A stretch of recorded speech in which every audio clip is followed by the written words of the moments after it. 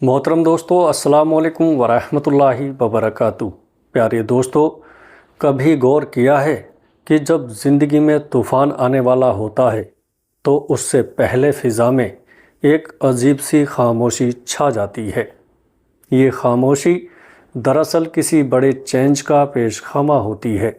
इसी तरह हमारी रूहानी और दुनियावी ज़िंदगी में भी कुछ ऐसे ख़ास इशारे आते हैं, कुछ ऐसी आजमाइशें दरवाज़ा खटखटाती हैं जो हमें बता देती हैं, ए बंदे तैयार हो जा, तेरा मकाम बदलने वाला है। प्यारे दोस्तों, ये कोई मामूली बात नहीं है। मकाम का बदलना सिर्फ माली या समाजी तब्दीली नहीं है, बल्कि ये दर्जात की बुलंदी और अल्लाह के यहाँ कुर्बत की मंजिल है। लेकिन इस मुकाम तक पहुँचने के लिए दो सख्त तरीन आजमाइशों से गुज़रना लाजिम है। पहली आजमाइश है, ये वो वक्त है जब आपकी ज़िंदगी का हर सहारा टूटता महसूस हो, जब आपके पास इल्म हो मगर रोज़गार ना हो, जब आपके अंदर हुनर हो मगर ख़रीदार ना हो, जब आप हर रिश्ते में मुखलिस हों मगर अकेले रह जाएं। ये वो आजमाइश है जो आपकी कमर को झुका देती है, आपकी आँखों को नम कर देती है और आपको दुनिया की हर रोशनी से मायूस कर देती है। इस आजमाइश में शैतान इंसान के कान में सरगोशी करता है, तुम तो नाकाम हो, तुमसे सब कुछ छीन लिया गया, तुम्हारी इबादतें, तुम्हारी दुआएं सब बेफ़ायदा हो गई हैं। लेकिन दोस्तों, यही वो लम्हा है जहां आपका मकाम बदलता है। दर हकीकत अल्लाह की हिकमत ये है कि वो आपके हाथों से वो सब कुछ ले लेता है जिस पर आपका एतमाद था, ताकि आपका एतमाद सिर्फ़ और सिर्फ उसकी जात वाहिद पर कायम रहे। ये आजमाइश नहीं, ये दरअसल एक भट्टी है। ये आपके अंदर से गैर ज़रूरी ख्वाहिशात को जलाकर राख करती है। ये आपके कल को साफ़ करती है ताकि इसमें सिर्फ़ खालिक की मोहब्बत ठहर सके। जब आप शदीद भूख, प्यास, बीमारी या खौफ में भी यही कहते हैं, मैं मेरे रब मैं राज़ी हूँ, तो जान लो कि आसमान पर आपका दर्जा बुलंद कर दिया गया है।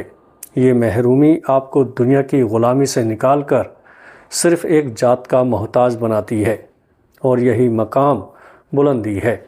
जब तुम्हारी आजमाइश नाजिल होती है, ये पहली से कहीं ज़्यादा नाजुक और ख़तरनाक है। दूसरी आजमाइश है अजीम नेमत, बेपनाह कामयाबी और अचानक दौलत या ताकत का मिल जाना। ये वो वक्त है जब आपको हर तरफ से अता हो रही हो, आपका कारोबार एकदम चमक उठे, आपका बैंक बैलेंस बढ़ जाए, लोग आपकी तारीफ़ में ज़मीनों आसमान के कलाबे मिलाने लगें, आपको ऐसा महसूस हो कि अब तो मेरे सारे मसले हल हो गए और मैं कामयाब हो गया। इस आजमाइश में शैतान इंसान के दिल में गुरूर और तकब्बुर का बीज बोता है। ये सब तुम्हारी अपनी मेहनत का नतीजा है। तुम दूसरों से बेहतर हो, अब तुम दुनिया के मज़े लो और खालिक को भूल जाओ जिसने तुम्हें ये सब दिया। मेरे प्यारे दोस्तों, ये नेमत, ये अता, ये खुशहाली सिर्फ़ एक इनाम नहीं बल्कि एक ताकतवर आजमाइश है। क्या आप इस नेमत को पाकर उसके असली मालिक को भूल जाएं? क्या आपकी ज़ुबान से शुक्र के कलामात निकलते हैं या गुरूर की आवाज़? क्या आप अपने से महरूम लोगों की मदद करते हैं? क्या उन्हें हकारत से देखते हैं? जो इंसान बड़ी नेमत को पाकर भी आजिज़ी नहीं छोड़ता, जो अपने हर सांस पर अल्हम्दुलिल्लाह कहता है और जो अपनी दौलत को सिर्फ़ अपनी जात पर खर्च करने की बजाय अल्लाह की राह में लगाता है, वो इस दूसरी आजमाइश में कामयाब हो जाता है।